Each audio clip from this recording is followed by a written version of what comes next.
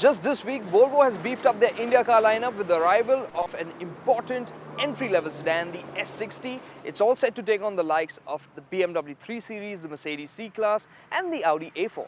Last year, when Renuka drove it in Italy in Verona, she came away feeling that the S60 was quite different from the usual Volvo formula of being safe and, kind of boring. This S60 added to it enjoyment and emotion. It was also very well equipped. Now, Volvo is saying that the S60 is going to be their bread and butter model for the Indian market. What we need to see is how it fits in the Indian scenario and how it copes with Indian roads.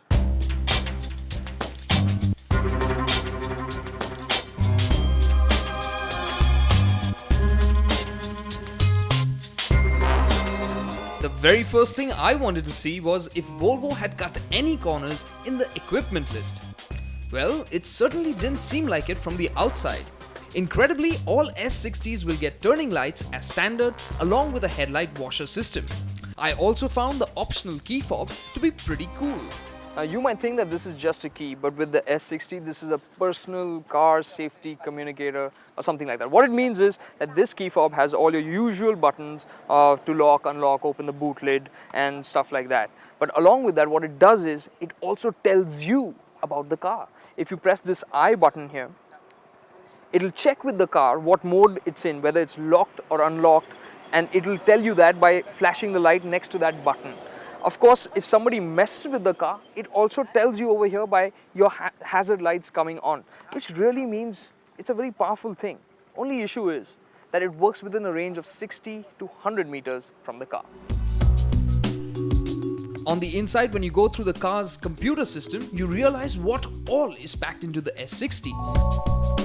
Some of the safety features like city safety are standard on all variants of the S60, while the other features like collision warning and pedestrian detection system are standard on the top-end variants like on our petrol version.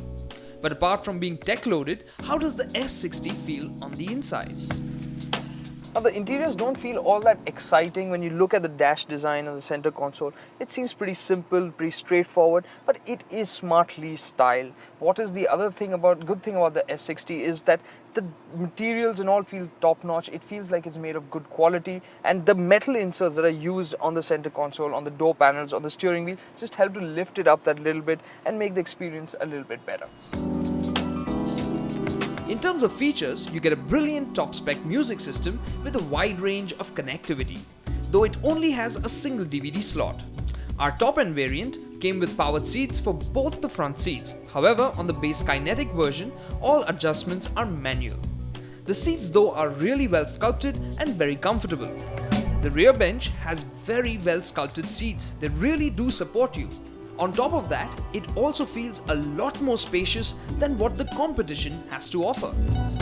Well, the backseat is a nice place to be, just so long as you're not very tall, because the coupe-like roofline does cut in on the headroom a bit.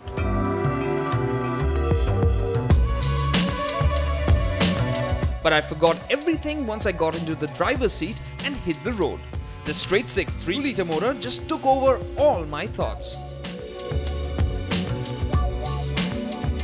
This petrol motor is an absolute bomb. It's got over 300 bhp on tap, and once it gets into the mid-range, it really starts pulling.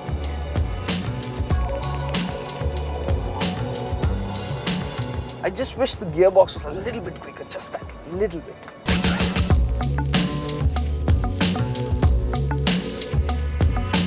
The motor proved to be quite flexible.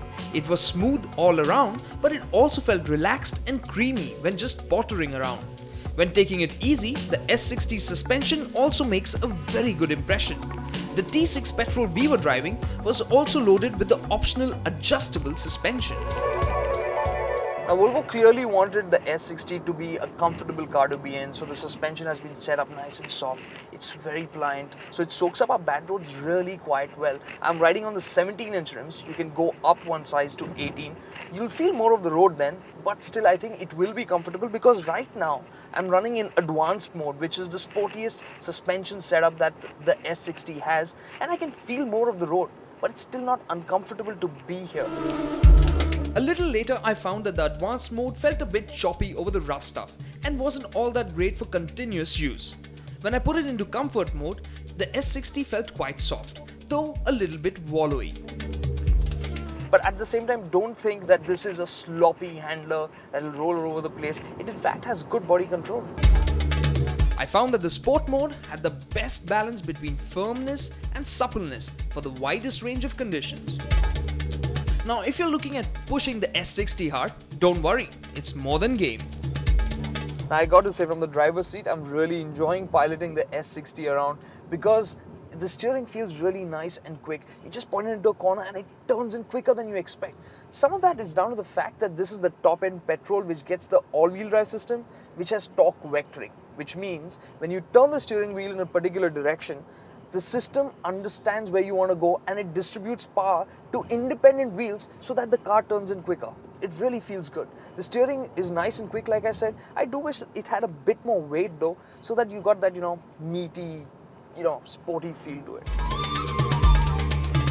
We found the S60 also had adjustable steering weight settings, so you could choose a light and easy feel for the city and a heavier sporty setting for the weekends. Though even in the heaviest setting, it doesn't strain your muscles much. Talking of muscles, when you look at the S60 at standstill, you realize that Volvo has given it a nice toned look with more sportiness than we've ever seen on any other Volvo. Its face has a youthful, aggressive air to it. The shoulder line runs strong right from the headlamps all the way back to the tail lamps. The coupe-like roofline just completes the sleek, athletic package. The tail lamps at the rear tip down beautifully from the boot into the flanks to create a distinctive effect. Overall, the S60 makes quite an impact. A car that looks this good will surely help Volvo build its brand in India, where looks matters so much. Along with that, Volvo has put in a lot of work behind the scenes for the S60 to be a popular car here in India. It's not a car that's just been priced right. It's loaded as well. It's got lots of equipment. It's got nice ride quality, a good back seat. Headroom is a little limited, but then on the other hand, it is a good car even to drive. Maybe not as sporty as a BMW 3 Series, but take it all as a package and it's very, very attractive.